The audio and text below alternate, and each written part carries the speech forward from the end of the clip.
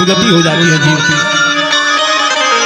श्री सुखदेव जी महाराज परीक्षित से कहते हैं कि हे राजन, श्रीमद् भागवत में अब तुम क्या सुनना चाहते हो? तो श्री परीक्षित कहते हैं श्री सुखदेव जी से कि हे महामुनि, अब तक आपने भगवान के दिव्य लीला गुणगणों का गान सुनाया। अब तक आपने भगवान को कृपा सिंधु, करुणा सिंधु, समदर्शी, सर्वदर्शी, अंतर्यामी न जाने कितने नामों से पुकारा।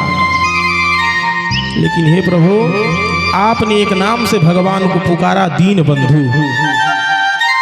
तो मेरा प्रश्न है, परीक्षित जी कहते हैं, क्या हे प्रभु, भगवान ने किसी दीन को भी बंधु बनाया था?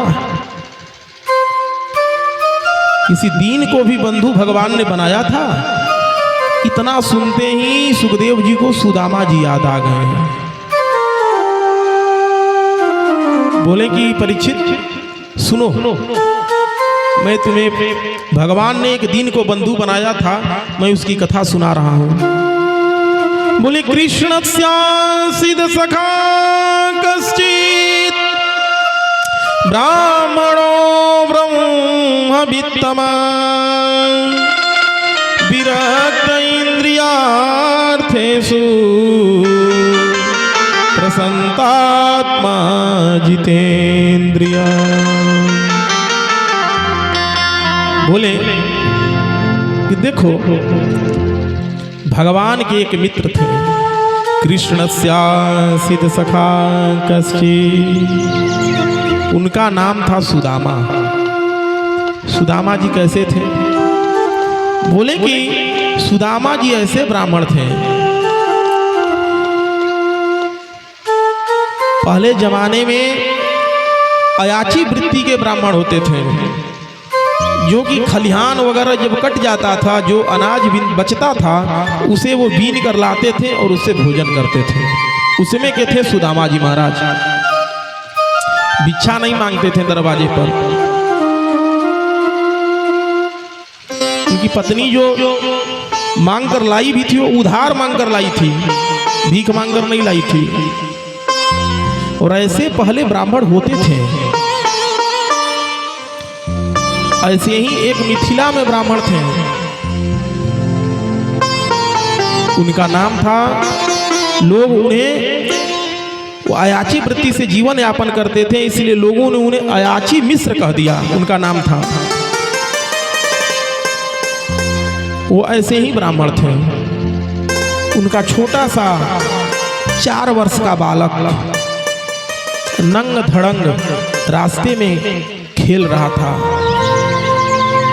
तब तक राजा की सवारी निकली। और राजा की सवारी जब निकली तो सेवकों ने कहा, अरे बेटा हट जा हट जा, राजा की सवारी आ रही है। उसने कहा कि कह दे अपने राजा से बगल में होकर निकल जाए, मैं रास्ता छोड़ने वाला नहीं। ये शब्द 4 वर्ष के बालक के शब्द राजा के कान में पड़े। राजा ने तुरंत हाथी को बिठाया और उस पर से उतर कर राजा जो है पास आए, और उस 4 वर्ष के बालक को राजा ने गोद में उठा लिया। और गोद में उठाकर बोले, पंडित जी आप इतने छोटे से हो और इतना कठोर बात बोल रहे हो, इतनी बड़ी बात आपने कह दी, इतने छोटे से होकर और इतनी बड़ी बात। उस बालक ने कहा राजा से कि राजन, अरे हम तो अभी 4 वर्ष के हैं, जिस दिन 5 वर्ष के हो जाएंगे यहीं खड़े खड़े त्रैलोक्य का वर्णन कर सकते हैं। अभी तो हमारा यज्ञोपवीत नहीं हुआ है, 4 वर्ष के हैं। जिस दिन 5 वर्ष के हो जाएंगे यहीं खड़े खड़े त्रैलोक्य का वर्णन करने में समर्थ हो जाएंगे। राजा और प्रसन्न हो गया, अरे बड़ा तेजस्वी बालक है। तब राजा ने कहा कि पंडित जी एक हमें श्लोक ऐसा सुनाइए जो आधा वैदिक हो और आधा लौकिक हो। लौकिक और वैदिक का मतलब, उसने कहा कि एक ऐसा हमें श्लोक सुनाइए जो आधा लौकिक हो और आधा वैदिक हो। तब उस बालक ने सुनाया। उस बालक ने कहा, राजन, चलितम चकितम छिन्नम,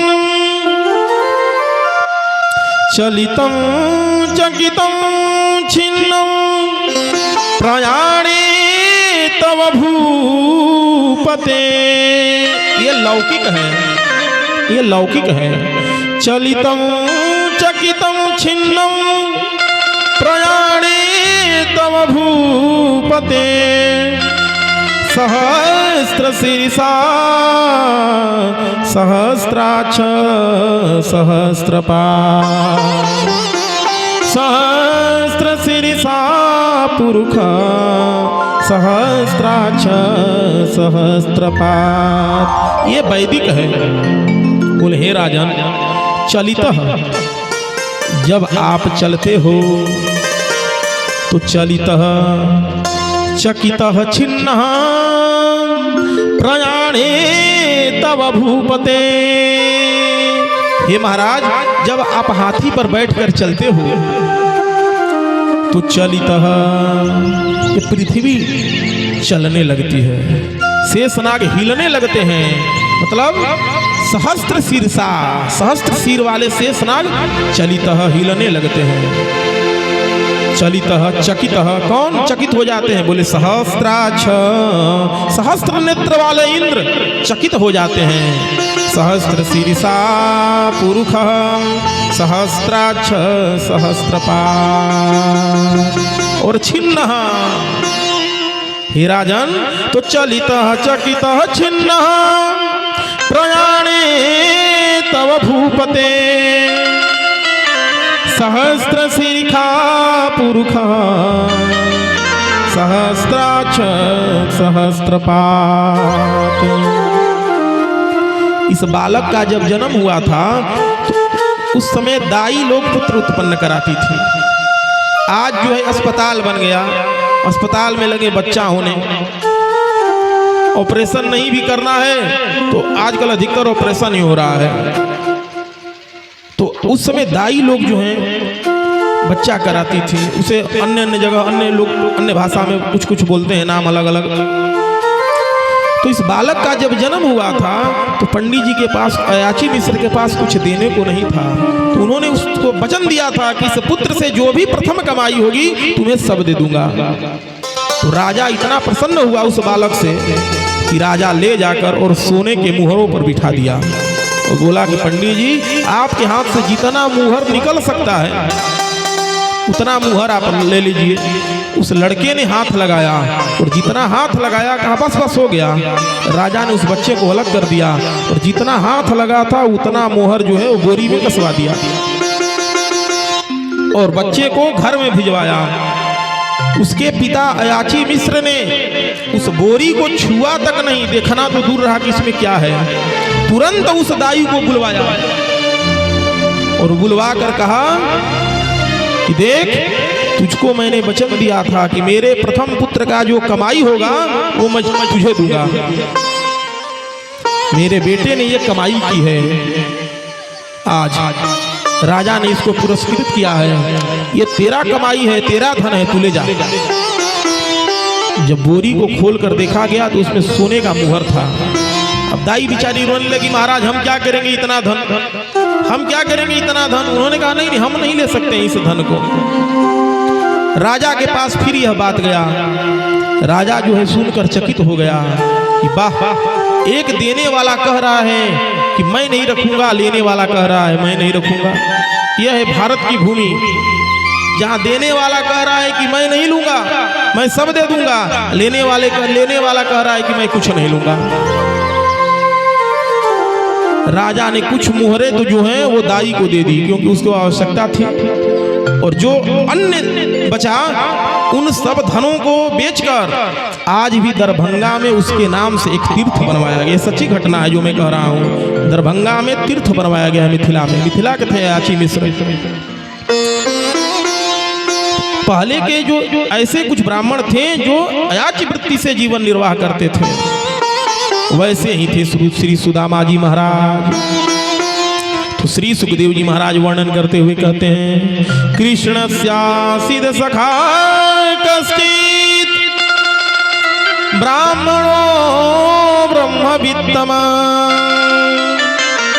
विरक्त इंद्रियार्थेषु प्रसन्नात्मा जितेन्द्रिया। कितना सुंदर सुदामा जी का परिचय दिया।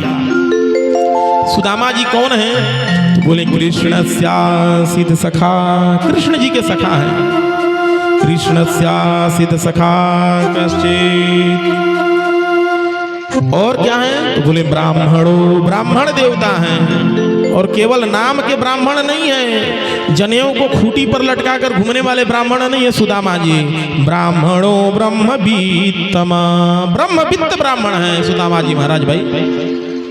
संध्या गायत्री का मंत्र जपने वाले ब्राह्मण हैं सुदामा जी महाराज, ब्रह्मवित्त ब्राह्मण हैं।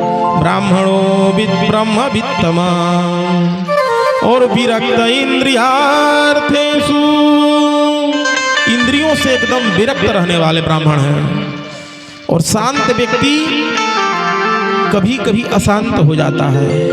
यदि व्यक्ति शांत हो तो कभी कभी अशांत हो जाता है, उसके मन में अशांति आ जाती है। पर सुदामा जी शांत नहीं है, प्रसन्नात्मा जितेन्द्रिय, प्रशांत रहने वाले हैं। न शांत है न अशांत है, प्रशांत है। शांत व्यक्ति तो कभी कभी अशांत हो जाता है, पर जो प्रशांत है वो कभी शांत होगा ही नहीं जीवन में। सुदामा जी ऐसे ही हैं। कृष्णस्यासीद सखा कश्चित् ब्राह्मणो ब्रह्मवित्तमा विरक्त इंद्रियार्थेषु प्रसन्नात्मा जितेन्द्रिया। ऐसे हैं श्री सुदामा जी महाराज। कृष्णस्यासीद सखा, कृष्ण भगवान के सखा हैं सुदामा जी महाराज। महर्षि संदीपनी मुनि के आश्रम उज्जैन में एक ही साथ दोनों लोग पढ़ा करते थे, श्री कृष्ण जी और सुदामा जी महाराज। एक दिन श्री कृष्ण और सुदामा को गुरु माता ने चने दिए और बोले कि बेटा जंगल में जा रहे हो, यदि भूख लगेगी तो ये चने जो है खा लेना। सुदामा जी ने, भगवान ऐसे हैं कि लकड़ी काटने वाला जो यंत्र है, कुल्हाड़ी है, वो सुदामा जी को नहीं ढोने देते, अपने ही लेकर चलते हैं। कहते हैं तुम्हारा शरीर सुकुमार है, मैं क्षत्रिय हूँ, मेरा शरीर हिष्ट पुष्ट है। भगवान कुल्हाड़ी लेने के लिए गए, सुदामा जी से बोले कि गुरु माता बुला रही है, कुछ खाने को देने वाली हैं, जाकर ले ले।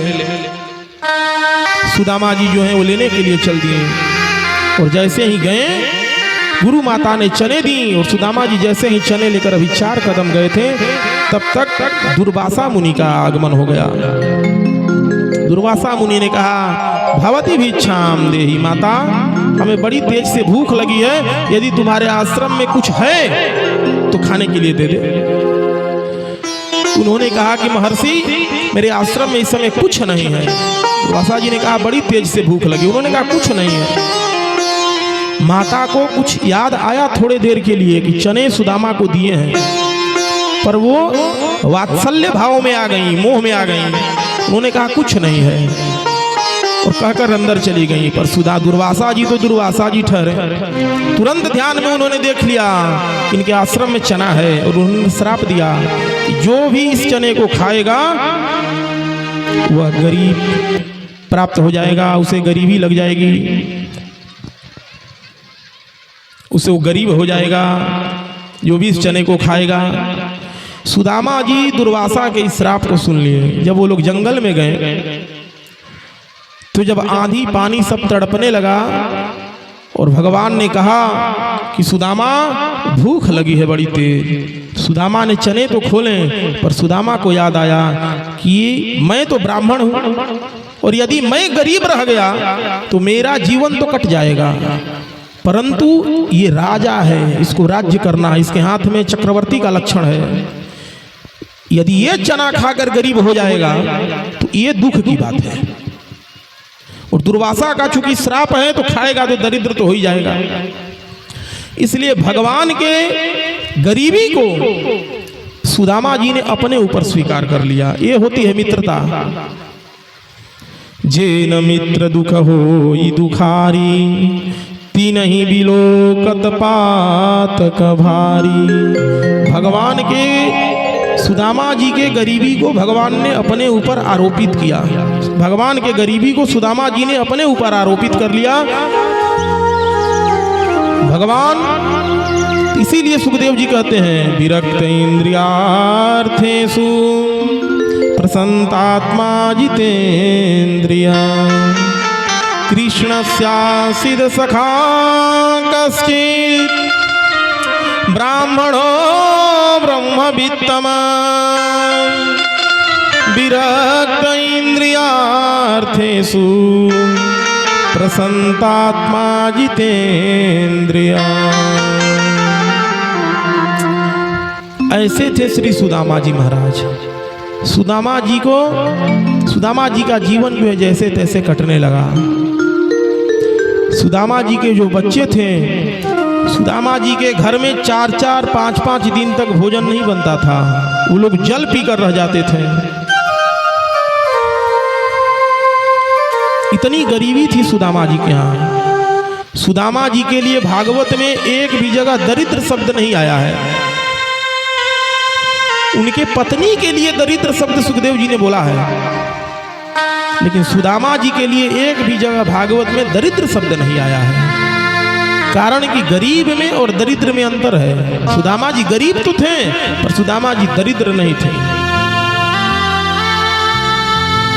दरिद्र किसे कहते हैं तो प्रश्नोत्तरी प्रश्नमाला में आद्य जगत गुरु भगवान शंकराचार्य से पूछा गया, कोवा दरिद्रो विशाल तृष्णा।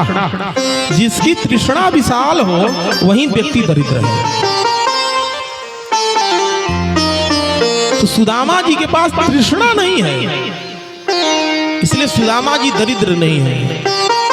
और तृष्णा जो है 3 प्रकार की होती है। सुत बीतलोक ईषेणातीनी, सुत बीतलोक ईषेणातीनी, केहि के मति न कीनी मलिनी, केहि के मति न कीनी मलिनी। सुदामा जी के पास तृष्णा नहीं है। और दरिद्र वही है जिसकी तृष्णा विशाल हो। सुदामा भगवान को लगा कि सुदामा मेरे पास आने वाला है नहीं। सुदामा जी भगवान का भजन करते हैं, भगवान के ही भरोसे रहते हैं। किसी तरह सुदामा जी का जीवन यापन चल रहा है। यह समझकर भगवान ही एक दिन ब्राह्मण के भेष में सुदामा जी के दरवाजे पर पहुंचे। भिक्षा मांगी, भवती भिक्षाम देहि। सुदामा जी की पत्नी बाहर आई, बोली महाराज सूतक लगा है घर में। बोले हाँ सूतक लगा है। बेटा हुआ कि बेटी? बोले महाराज दरिद्रता ने जन्म ले ली, गरीबी ने जन्म ले ली घर में। अच्छा महाराज गरीबी ने जन्म ले ली। भगवान बोले अरे तुम्हारा परिवार और गरीब? अरे देवी तुम्हारे पति के मित्र द्वारिकाधीश श्री कृष्ण हैं और उनके मित्र होकर तुम्हारे पति गरीब हैं। अरे मेरा माँ मेरा कहा मानो और एक बार उनको कृष्ण जी के यहाँ भेज दो, सारी दरिद्रता दूर हो जाएगी, सारे कष्ट मिट जाएंगे, केवल एक बार भेज दो। और ऐसा कहकर भगवान सुदामा जी की पत्नी चौंक गई है सुनकर कि श्री कृष्ण जो है सुदामा जी के मित्र हैं। सुदामा भगवान के मित्र हैं। यह बात सुदामा जी ने अपने पत्नी को नहीं बताई आज तक। भाई कोई प्रधानमंत्री का यदि मित्र हो और ये बात किसी को वो न बतावे, कभी हो सकता है? यदि दिल्ली घूमने भी चला गया और वहां जाने के बाद भले ही फुटपाथ पर सोकर आए, आने के बाद गांव में जरूर कहेगा कि मैं प्रधानमंत्री से मिलकर आया हूँ, मुझे फ़ोन करके स्पेशल बुलाया था, भले ही फुटपाथ पर सोकर आया हो, पर वो इतना कहेगा। पेपर में यदि गलती से भी नेताजी के साथ फोटो आ जाए तो लोग हंगामा मचा देते हैं, क्या से क्या कर देते हैं, गलती से भी फोटो आ जाए तो। लेकिन सुदामा जी के सखा है, आत्मीय सखा है भगवान श्री कृष्ण, पर सुदामा जी ने यह बात अपने पत्नी तक को नहीं बताई। ये सुदामा जी का कितना बड़ा उदार हृदय है, कितना बड़प्पन है सुदामा जी में। सुदामा जी बाजार अब घर आए तो उनकी पत्नी सुशीला ने सुदामा जी से कहा कि महाराज, हमने सुना है कि द्वारिकाधीश श्री कृष्ण आपके मित्र हैं। और जैसे ही सुशीला ने श्री कृष्ण नाम लिया, सुदामा जी के सारे रोम खड़े हो गए। सुदामा जी ने कहा, देवी तूने किसका नाम ले लिया? अरे वो मेरा मित्र ही नहीं, अरे हम लोग भाई की तरह रहते थे, एक साथ खेलते थे, एक साथ खाते थे गुरुजी के यहाँ आश्रम में। हे देवी, तूने तो उसका नाम ऐसे ले लिया, अब मेरा धड़कन तेज हो रहा है उसका नाम सुनकर। सुदामा जी ने कहा, देवी ने कहा कि मेरा कहा मानिए तो एक बार उनसे मिलने के लिए चले जाइए।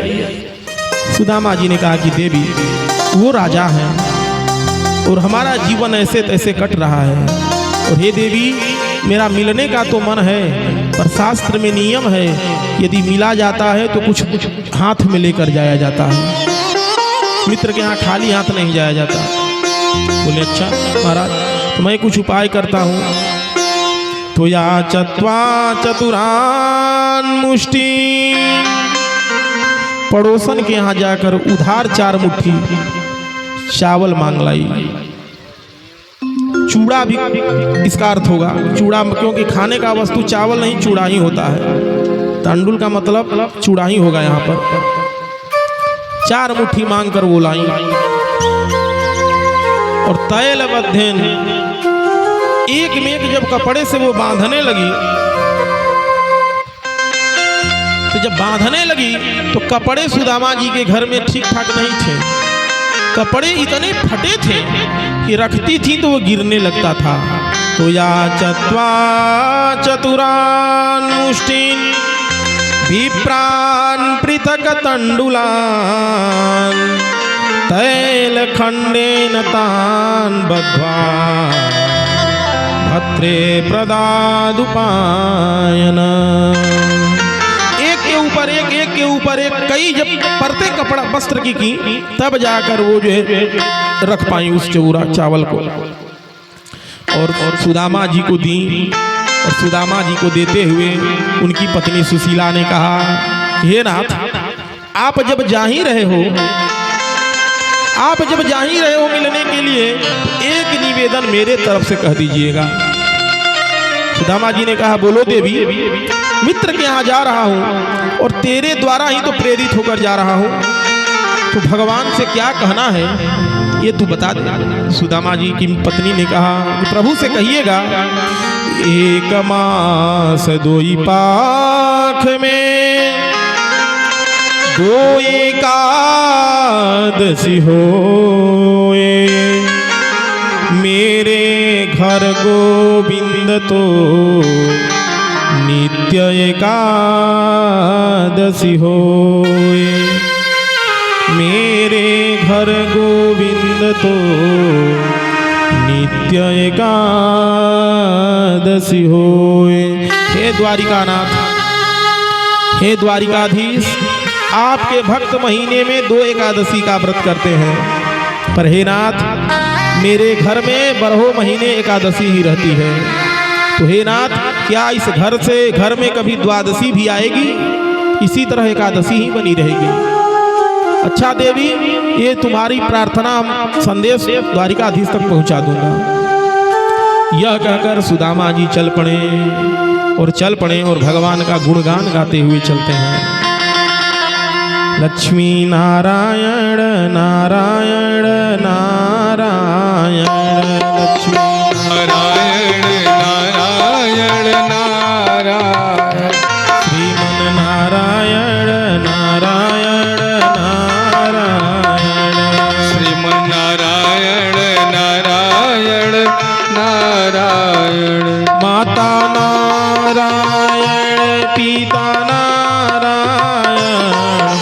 माता नारायण पिता नारायण माता नारायण पिता नारायण माता नारायण पिता नारायण गुरुवर नारायण नारायण नारायण गुरुवर नारायण नारायण नारायण गुरुवर नारायण नारायण नारायण गुरुवर नारायण नारायण नारायण।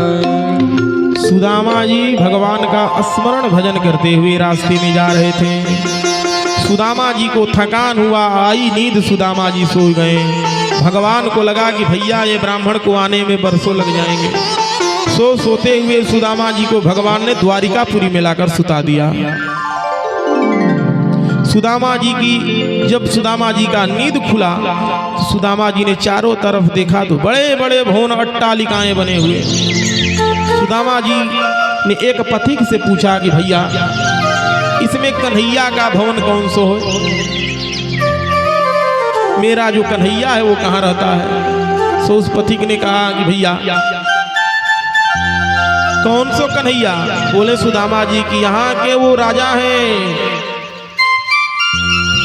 तब उस राहगीर ने कहा अरे सुदामा जी, सुदामा जी के मुख पर हाथ रख दिया। बोला भैया उनका नाम ऐसे नहीं लिया जाता, वो यहाँ के राजा हैं और आप केवल कन्हैया कह रहे हो। उनके नामों में विशेषण लगाए जाते हैं। श्री श्री एक राट श्री राजा महाराजा धीराज श्री कृष्णचंद्र जी महाराज, उनका नाम बड़े आदर के साथ लिया जाता है। सुदामा जी ने कहा कि भैया आप उनका नाम आदर से ले सकते हैं, हमारे साथ वो खेले हैं कूदे हैं, बचपन के हम मित्र हैं, हम तो यही नाम इसीलिए ले लिए, सो क्षमा करना। राहगीर तो चला गया। अब सुदामा जी के मन में संकल्प चलने विकल्प चलने लगे। सुदामा जी सोचने लगे रे बाप रे बाप, हम तो सोच कर आए थे हमारा मित्र है, बचपन में जैसे था वैसे होगा, पर ये तो इतना लंबा चौड़ा जब इसका नाम ही है तो ये तो इसका मतलब बहुत बड़ा आदमी हो गया होगा और हम तो गरीब ठहरे। अब वहाँ जाना जो है उचित नहीं होगा, पर आ गया हूँ तो चलना भी जरूरी है। श्रीमद् भागवत के अनुसार सुदामा जी एक भवन में प्रवेश कर गए। देखिए भागवत जी में नहीं लिखा है कि उसको सुदामा जी को द्वारपाल ने रोक लिया। ये कुछ लोगों ने कविता कहानी गाना भजन सब बना दिए हैं। भगवान के दरबार में कभी भी ब्राह्मणों को नहीं रोका जाता था। बेरोक टोक ब्राह्मण को और जिस पर अन्याय हुआ है स्त्री पर, स्त्री को हमेशा भगवान का दरबार खुला रहता था, कभी नहीं रोका गया।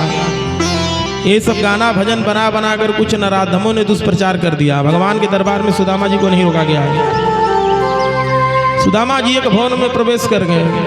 भवन में जब सुदामा जी गए तो वहाँ द्वारपालों ने सुदामा जी का वहाँ पर अंदरपुर में जो भगवान के अंतःपुर के जो दरबान थे सुदामा जी का स्वागत किया। सुदामा जी को आसन पर बिठाया और पूछा कि महाराज आप कहाँ से आए हो? सुदामा जी ने कहा कि मेरा नाम जो है सुदामा है और भगवान से जाकर कहो कि मैं उनसे मिलना चाहता हूँ क्योंकि मैं उनके बचपन का मित्र हूँ।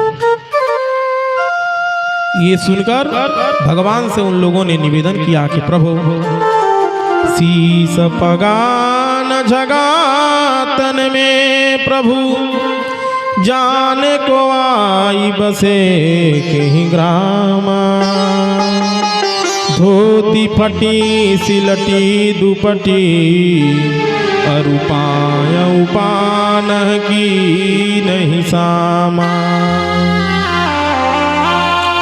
हे प्रभु स्थिति उनकी ऐसी है और वहीं अंतःपुर में बैठाए हैं हम लोगों ने और वो आपको बता रहे हैं कि मैं आपका मित्र हूँ। भगवान सुदामा जी के पास आए, दोनों मित्रों ने गले को एक दूसरे को लगाया और दोनों मित्रों ने जब एक दूसरे को गले से लगाया इतने वर्षों के बाद तो दोनों मित्रों के नेत्रों से गंगा और यमुना की धारा प्रवाहित हो गई। बोलिए भक्तवत्सल भगवान की जय हो। भगवान ने सुदामा जी को पकड़कर निज सिंहासन पर बैठाया, जिस पर भगवान बैठते थे, और भगवान स्वयं चरणों में सुदामा जी के बैठ गए। सुदामा जी के चरणों में बैठ गए और भगवान ने रुक्मिणी को इशारा किया, जल लाओ। रुक्मिणी जी भी सोचने लगी, इतने दास दासियों के होते हुए प्रभु हमें आज्ञा दिए, अर्थात कोई विशेष व्यक्ति आया है, कोई विशेष अतिथि का आगमन हुआ है। भाई ये है कौन? लेकिन भगवान की लीला, न जाने कौन कौन से लोग दर्शन करने इनके चले आते हैं। सो रुक्मिणी देवी दौड़ी हुई भागी जल लाने के लिए। रुक्मिणी देवी जल लाती, तब तक भगवान के नेत्रों से गंगा और यमुना की धारा प्रवाहित हुई और सुदामा जी के चरण धुल गए। बोलिए दीनबंधु भगवान की जय हो। भगवान सुदामा जी के पद प्रक्षालन जब करते हैं तो तलवे में उनके इतने कांटे धसे थे कि भगवान जब निकालते हैं तो उसमें से रक्त बहने लगता है। भगवान पुनः उसे धोते हैं, भगवान रोने लगते हैं। भगवान कहते हैं, मित्र इतने दिन हो गए और तुमको आज याद आई है। भगवान ने सुदामा जी को स्नान कराया, पंचगव्य से भगवान ने सुदामा जी को स्नान कराया। उसके बाद सुंदर वस्त्र पहनाया। उसके बाद भगवान ने अंतःपुर में ले जाकर सुदामा जी को लेटा दिया पलंग पर। और सुदामा जी, भगवान ने कहा, मित्र इतने दूर से चल कर आए हो, पैर तुम्हारे थक गए होंगे। यह इतना कहकर भगवान सुदामा जी के पैर दबाने लगे। रुक्मिणी जी ने देखा कि अरे भगवान जब पैर दबा रहे हैं तो कम से कम कुछ सेवा हमको भी तो मिलना चाहिए। सो रुक्मिणी जी सुदामा जी के सराहने खड़े होकर पंखा करने लगी। श्री सुखदेव जी कहते हैं, परीक्षित, जिस व्यक्ति का चरण स्वयं नारायण दबा रहे हो और जिसको पंखा स्वयं लक्ष्मी कर रही हो, क्या वो कभी गरीब हो सकता है? उसके समान संसार में और धनवान कौन है? सुदामा जी को भगवान ने कहा कि मित्र, बचपन में तो हम दोनों ने गुरु के आश्रम में हम लोग रहे, खेले कूदे खाएं, सब कुछ किए। हे मित्र, क्या तुम्हारा विवाह शादी हो गया? भाभी क्या संदेश भेजी है हमारे लिए? जब एकांत हुए दोनों मित्र तो आपस में चर्चा करने लगे। सुदामा जी ने कहा कि मित्र, सुदामा जी अपनी पोटली बेचारे दबाए थे, उसी जो चावल था उनका। उन्होंने कहा, मित्र हमारे पास क्या है? सुदामा जी ने कहा, नहीं कुछ तो लाए हो गया है, तो कुछ तो लाए हो, आए हो तो। उन्होंने कहा, नहीं नहीं नहीं, कुछ नहीं लाया, इसी तरह चले आया। तुम्हारी भाभी जो है जोर देकर यहाँ पर भेज दी हमें। इतने में भगवान को सुदामा के बगल में पोटली दिखाई दे दी। सोई भगवान ने मारकर झपट्टा ले ली और जब पोटली को खोला तो भगवान ने कहा कि मित्र, इतने अमृत से सने हुए इस प्रसाद को तुम छुपा रहे थे हमसे। अरे मेरा तो सौभाग्य हो गया कि तुम्हारे जैसे मित्र जो है ये प्रसाद लेकर आया है। भगवान ने उस चावल को एक मुट्ठी भगवान ने खाया और एक मुट्ठी खाकर भगवान ने सुदामा को 1 लोक की संपत्ति दान कर दी। दूसरे मुट्ठी भगवान ने उस चावल को खाया और दूसरे मुट्ठी में भगवान ने सुदामा को दूसरे लोक की संपत्ति प्रदान कर दी। और तीसरे मुट्ठी जब सुदामा जी खाने लगे तो रुक्मिणी जी ने हाथ पकड़ लिया, मानो कहना चाहती हो कि प्रभु सब कुछ देकर क्या स्वयं सुदामा बनना चाहते हो? सब दे ही दोगे तो फिर सुदामा तो हम लोग हो जाएंगे। रुक्मिणी जी ने कहा कि प्रभु ये ब्राह्मण जो प्रसाद लेकर आए हैं तो प्रसाद कभी अकेले नहीं खाना चाहिए, हे भगवान बांटकर तो खाइए। इतना कहकर सुदामा रुक्मिणी जी ने उस प्रसाद को ले लिया और सबको बांट दिया। सुदामा जी बेचारे जो है मुंह लटका कर रह गए। अब ये देखें तो हमारी तो बेइज्जती हो गई। इतने बड़े बड़े भवन अट्टालिकाएं, इतना सुख ऐश्वर्य चारों तरफ चमक रहा है और हमारे इस सड़ा गला चावल को कौन पूछे? भगवान ने कहा, मित्र ये चावल नहीं है, ये अमृत के समान है। भगवान ने सुदामा जी को समझाया कि हे मित्र, जो भी भक्त हमें श्रद्धा भक्ति भाव से जो भी चीज चढ़ाता है मैं उसे स्वीकार करता हूँ। कोई जरूरी नहीं है कि हमें यही चीज चढ़ाया जाए। क्या चढ़ाया जाए? तो भगवान ने कहा, पुत्रम पुष्पम फलम तोयम, पत्रम पुष्पम फलम तोयम यो मे भक्ता प्रयच्छति। तदहं भक्त्युपहृत्यास्मि प्रत्यमात्मना। हे सुदामा, तदहं भक्त्युपहृत्यास्मि प्रयतात्मनः। उस प्रिय का दिया हुआ, जो भी प्रिय हमें देता है वो मेरे प्यारे का दिया हुआ भक्ति भाव से परिपूर्ण होना चाहिए। क्या दे? तो बोले पत्रम। भगवान को क्या प्रिय है? तो बोले पत्रम, पत्ता दे दे। किस चीज का पत्ता? भगवान ने नाम नहीं लिया कि किस चीज का पत्ता, आम का कि मिली का, भगवान ने नाम नहीं लिया, पत्रम का। और कितना पत्ता? भाई शिव जी को कितना पत्ता बेलपत्र का? 11 ठोकी, 51 ठोकी, 21 ठो लोग पूछते हैं। भगवान ने कहा कि पत्रम, पत्राणी नहीं कहा, बहुवचन भगवान ने नहीं लगाया, केवल पत्रम भगवान ने कहा। मतलब एक पत्ता ही चढ़ा दो, पत्रम। पुष्पम, भगवान ने पुष्पाणी नहीं कहा कि कितने पुष्प चढ़ाओ, और न पुष्प का नाम लिया, पुष्पम। किसी भी चीज का पुष्प हो चढ़ा दो, पुष्पम। फलम, भगवान ने फलानी नहीं कहा कि कितने फल चढ़ाना है, 5 किलो संतरा चढ़ाना है कि 8 किलो चढ़ाना है, और न फल का नाम लिया, जो भी फल हो चढ़ा दो। पर शर्त एक है कि वो भक्ति भाव से परिपूर्ण होना चाहिए। इसलिए सुदामा, तुम्हारे द्वारा ये दिया गया जो प्रसाद है वो भक्ति भाव से परिपूर्ण है, इसलिए मैं इसे स्वीकार करता हूँ। तब जाकर सुदामा जी के जी में जी आया। उसके बाद भगवान ने पूछा कि मित्र, यदि भाभी जी ने मेरे लिए कुछ खाने को भेजी हैं तो भाभी जी अवश्य कुछ संदेश भेजी होंगी। सोई सुदामा जी को सुशीला की बात याद आ गई और सुदामा जी ने कह दी भगवान से कान तपाकर कि कन्हैया, तुम्हारी भाभी ने एक संदेश भेजा है कि एक मास दोई पाख में दो एकादशी होए, मेरे घर गोपाल तो नित्य एकादशी होए। हे द्वारिकाधीश, हे गोविंद, हे दीनानाथ, आपके भक्त महीने में 2 एकादशी करते हैं, पर हे नाथ, हमारे घर में सालों भर एकादशी रहता है, प्रत्येक दिन हम लोग भूखे ही सो जाते हैं। हे नाथ, क्या मेरे घर में भी द्वादशी आ जाएगी? यह सोचकर भगवान ने नेत्र बंद किए। भगवान के नेत्र से 2 बूंद गिरे अश्रु के, और भगवान ने मन ही मन कह दिया, होनी थी सो हो गई, अब ना ऐसी हो। भाभी तेरे भवन में नित्य द्वादशी होए। बोलिए भक्तवत्सल भगवान की जय हो। भरी उनकी आँखों में है कितनी करुणा, भरी उनकी आँखों में है कितनी करुणा।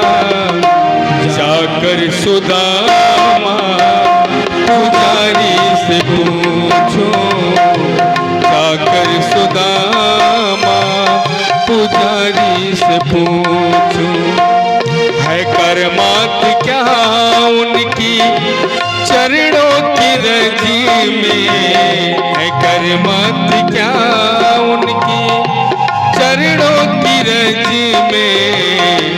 जाकर के गौतम की नारी से पूछो, जाकर के गौतम की नारी से पूछो।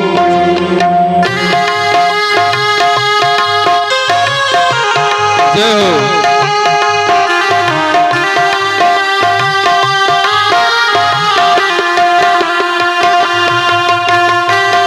जय हो।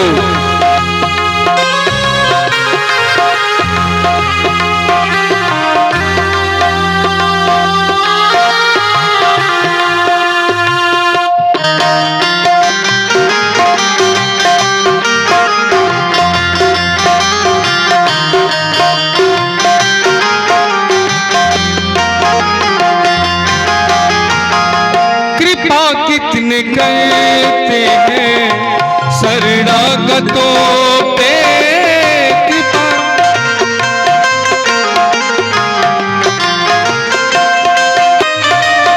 बता सकते हैं यदि मिलेंगे विभीषण, बता सकते हैं यदि मिलेंगे विभीषण। पतितों को पावन वो कैसे बनाते, पतितों को पावन वो कैसे बनाते। जटायु सरिस मांसाहारी से पूछो, जटायु सरिस मांसाहारी से पूछो।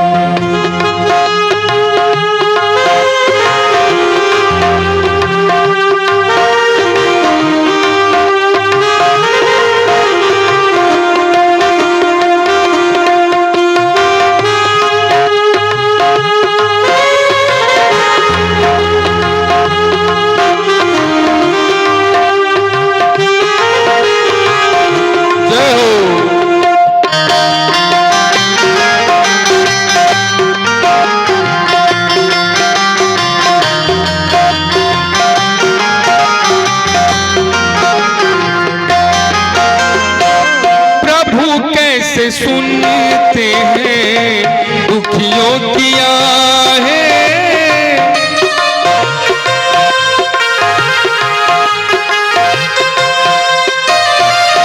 प्रभु कैसे सुनते हैं दुखियों की आहें।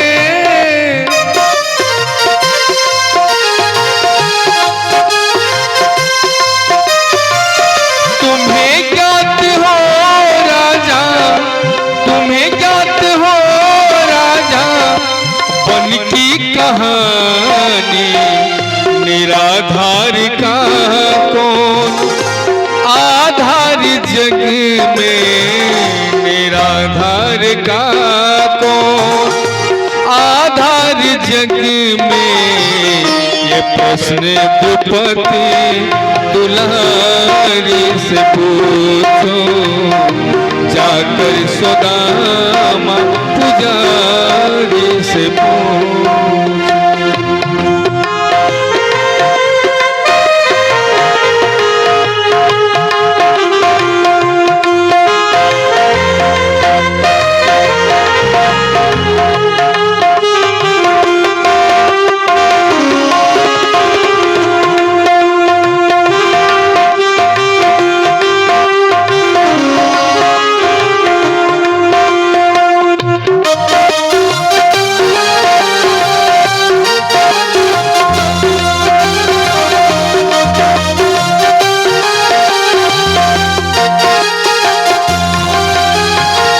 क्षमाशीलता उनमें जितनी भरी है,